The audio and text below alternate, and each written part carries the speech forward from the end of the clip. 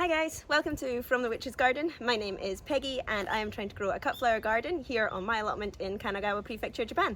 Thanks for checking out my channel. Okay, so the temperature has dropped massively here. Everything in the garden is pretty much dead, so it is finally the allotment clear out day. So I thought that while I do this, I can show you what I'm doing, why I'm doing, but also I would run through the 5 things that I have learned from the allotment this year. So here we go. I have to start. Have I ever showed you guys the rest of the allotment? I'll give you a wee 360 so you can see everyone else's gardens. Okay, my allotment is right up at the back, and then we do a 360. Everyone's got right now lots of cabbages. They've got their winter onions in. There's still some chili peppers going. Lots of Japanese radish. We've got some broccoli at the back there. I mean, that's a bit optimistic. A bit of green leaf lettuce going on. Basil coming to the end, more broccoli, chili peppers. Now look at this, these guys have their sweet pea in already, and look how strong and healthy they are. I mean, broccoli seems to be the thing to have in. More leeks, lots of leek. I think there are onions going on there. These are peanuts. That is a very dead aubergine. More broccolis, got some peppers still on the vine over there. Everyone's garden, however, looking a lot neater than mine, which is a mess.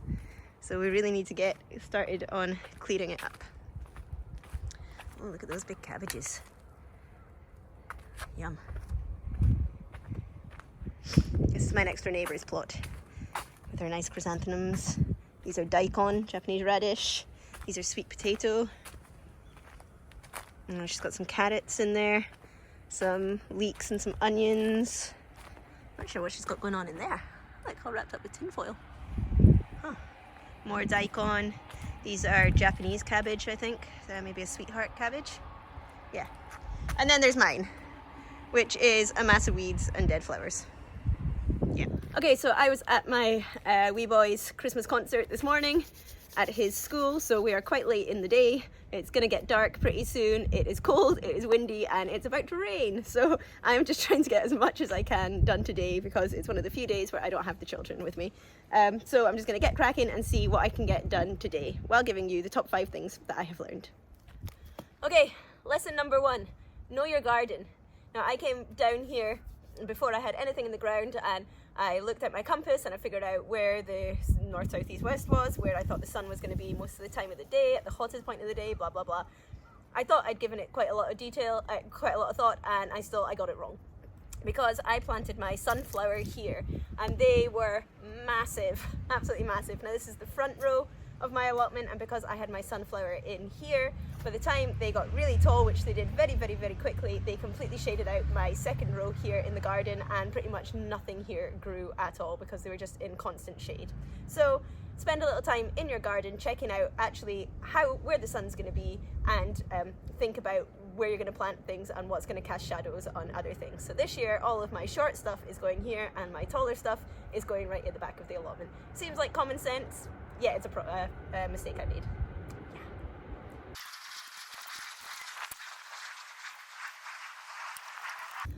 When I cut back my sunflower, I left everything sitting just on the top to act as a mulch to give bugs somewhere to hide a little bit from the rain, and I left the roots in. So now what I'm going to do is go through and just cut these down. They take a long time to decompose if you leave them that big, so I am just going to go through and cut them up smaller so that they mulch into the soil a bit better.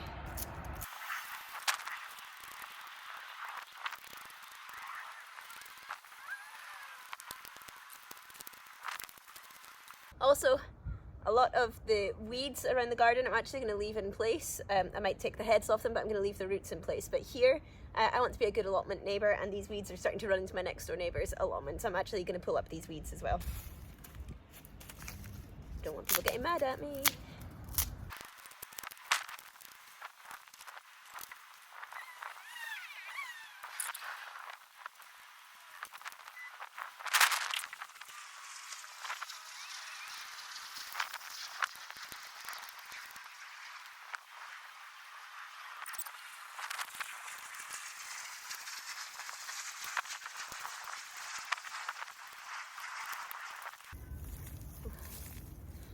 Okay, while I'm doing this weeding, we'll talk about where we started at 5, didn't we? Lesson number 4.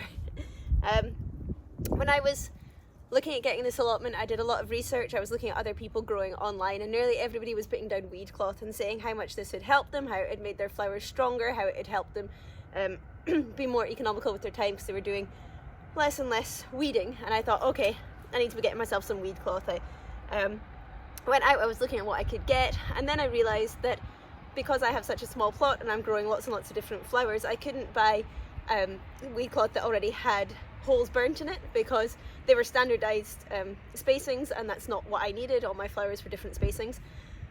And also I didn't like the idea of putting rolls and rolls of plastic down and having to replace it next year when I change where I grow things, because like this, I'm learning that I put some things in the wrong place. And so I decided that I just didn't want to put it down this year, and I would see how it went, and that was the right idea. This allotment is only 5 meters by 4 meters, and it is plenty doable to come down and do a wee bit of weeding. Now it's very weedy now, but that's because I stopped weeding it because I didn't think there was any point in doing it. At the beginning, when my plants were smaller, I was coming down and weeding, and it was literally a 10-minute job when I came down with this nifty wee thing. So I wasn't digging up the roots, I was leaving the roots in, but I was just cutting the heads off every time the heads came up, and it was so easy. This makes it really easy to get in and around the stalks of my other plants without damaging them, although I did behead a couple of my cosmos, but they kept growing, which was great. So again, this year I am going to do it again and forgo weed cloth. It wasn't necessary, and by the time your plants get big and high, they're blocking out the weeds anyway. So I really didn't think I had a problem with weeds. I don't mind this at the end of season. It's one big weeding job, and that's fine. But yeah, so lesson number 4, if you've got a small allotment, you don't need weed cloth, or at least I didn't need weed cloth.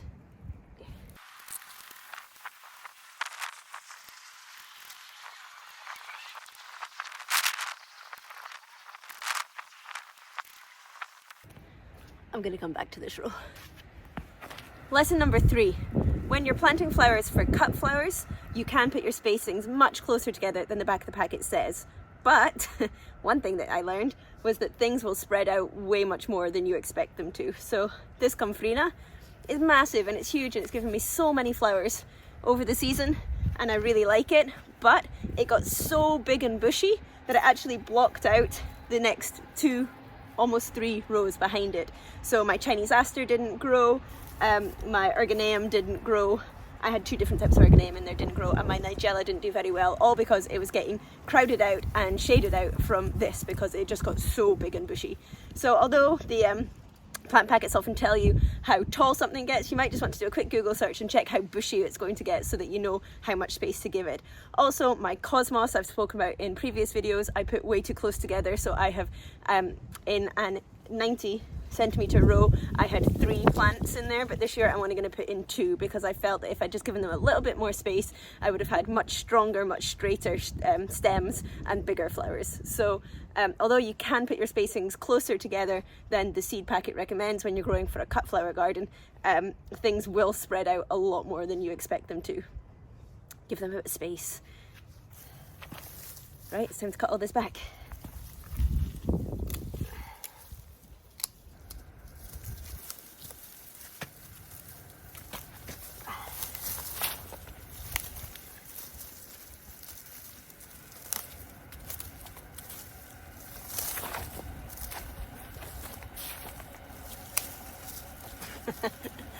This is maybe a good point to mention support wire. It's being a bit of a nightmare now because I can't get the flowers out from it, but I learned that I needed to have this for certain flowers, for my dahlia, for my cosmos, for my zinnia. What else was I thinking? My sunflower were okay without it.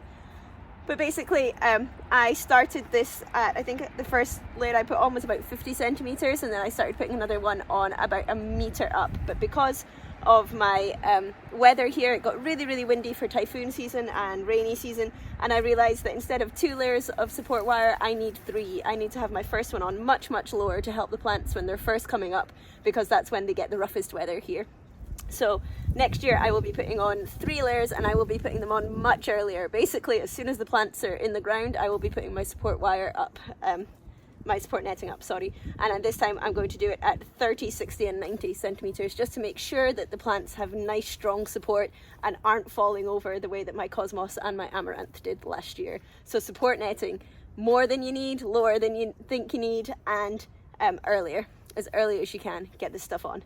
Unfortunately, it makes it a bit of a nightmare to get your plants out when you're trying to clear the garden up. Come on.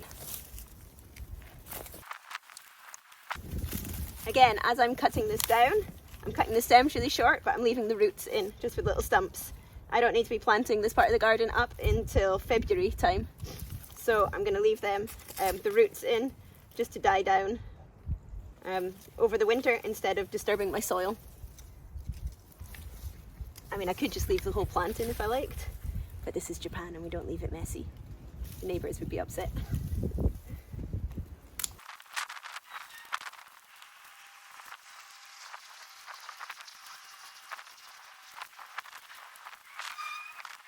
Okay, lesson number 2. You're now looking at my, what I've lovingly called the no-grow lane. This is where I was supposed to have a lot of my filler stuff in, and it just didn't work. And so lesson number 2 is, if you're starting things at home, which I did because I started so late in the season, start a lot more than you think you're going to need. Nearly everything here, with the exception of the Achillea, I tried to start at home and I brought down and transplanted into here, and it grew really well at home. I grew a couple more than I thought I needed, but not very many. I put them in and they failed. Some of them just withered and died. I put them in quite late and a lot of them got washed away in the rainy season. Something kept eating them and it seemed that it was eating the roots of them, so I still don't know what that was. And if I had had more plants, I could have replaced what was getting lost, but I didn't. I also put all of my seed down at once. Now these were the likes of your Achillea. The seeds are so tiny, it's so tiny that it's really hard to not overplant the seeds. But if I had been a bit more careful in how I planted the seeds, then when I realised they were getting washed away, I could have come back and done a second planting and seen if that had gotten any better. But I didn't, and so it was really annoying that nearly half of this entire row had nothing in it the whole year. And when you've got a really small garden, that's a huge space that is just doing nothing at all. So number 2, grow a lot more than you think you're going to need, and if you end up giving plants away to friends and family and neighbours, fair deal, but it means that you're always going to have enough to actually get some on your plot. So this year I've grown a lot more than I need, and I have a lot more seeds left over, so that if any of them don't work, I can then go in and do a second planting of them, so that you don't end up with this, which is nothing, just nothing. It's time to cut back this monster that is my amaranth. It got so much bigger than I expected, and so unruly, it's all over the place. Again, I am going to cut this back but leave the roots in, and this is actually where my sweet pea are going to go, but I'm going to leave the roots in anyway and just plant my sweet pea around it. It shouldn't be a problem. But that brings me to lesson number 1, and that is water. You'll have heard me say it again and again in these videos, there is no water on this allotment. I have to bring it down in big barrels and get it on the garden, and that is really, really hard. Especially when we're hitting 40 degrees in the summer every day. It's not great, and it was hard work, and a lot of the plants suffered because of it. You could tell that they were water deprived. My cosmos were skinny stemmed and little flowered and only single blooms, even though I was growing the double click, which should have had 2 layers of flowers. I think my dahlia were a lot smaller because they weren't getting enough water. A lot of that has to do with the fact that they went in so late. But also just everything was water deprived here. So you have to remember, you can't grow what you can't water. Flowers need water. Now, I've been selective about what I'm putting in the garden next year. I am still putting down a lot of things. I'm hoping that because I'm getting them in earlier, the rainy season will hit when they have got enough roots to not get washed away, but that'll give them a nice big drink to get them started off well. Things like my sweet pea, which are very, very thirsty plants. You have to keep your sweet pea well watered if you want nice flowers off of them. These are going in now. I'll be able to come down and water them. It's not hot, so that's not an issue. Then they'll get the rainy season just before they start flowering, so hopefully they'll be good, and by the time that the really extreme heat comes, my sweet pea will be finished, so that's not going to be an issue. For the things that are starting to bloom when the heat is really, really hitting, this year I have gone for a lot of drought resistant flowers, or flowers that are from hot places. A lot of my flowers this year seem to come from South Africa. So they are flowers that are used to an extreme heat and aren't going to start wilting off at the second that they haven't had a drink. So remember that if you have water on your site, it's not as much of an issue, it's just a time thing. But just remember, if you're going to be planting thirsty plants, you have to keep on top of it, or they're just not going to thrive at all. If you don't have the time, if there's going to be days or a few days where you're not going to be able to get down to your garden, just make sure that you're planting things that can tolerate that. Because I feel like my garden would have done a lot better if I had had access to water or even a drip irrigation system. I'm finding that once the flowers get really big and tall, it's really hard when you're planting them so close together. It's quite hard to get in and water them efficiently, so a lot of it ends up getting on the leaves, on the stalk, which isn't great for the plant anyway. It leads to a lot of surface evaporation as well when you're not just getting them the water straight to where it needs to go. So if you can get a drip irrigation system in, that's great. Here, that's not really practical. But yeah, remember, you need to get water to your plants. It sounds simple, but it's something to think of, and make sure you select the right plants for the area that you are in. Now, let's cut this stuff back.